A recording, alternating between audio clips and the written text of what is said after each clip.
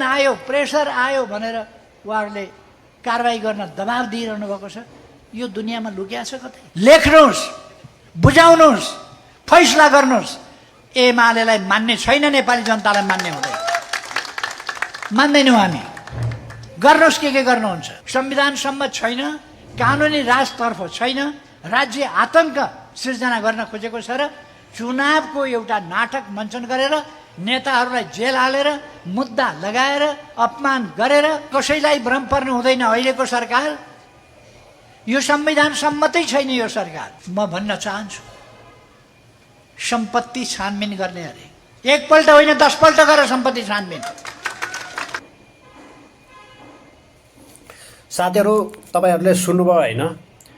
तर मलाई के लाग्छ भने यतिको उमेरमा, यतिको यो बुढेसकालमा जो कसैसँग यो जोस जाँगर चाहिँ हुँदैन क्या, होइन?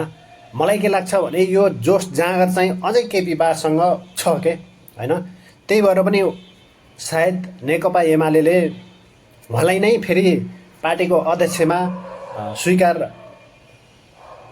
गरेको छ जस्तो लाग्छ क्या मलाई, होइन? यो जोस जाँगर भने जो कसैसँग सायद देख्न पाइँदैन क्या, होइन? त्यही भएर यो जोस जाँगर अझै उहाँसँग छ के, दम छ, होइन? किडनी फेरेर भए पनि जे गरेर भए पनि उहाँसँग अझै जोस जाँगर छ। उहाँसँग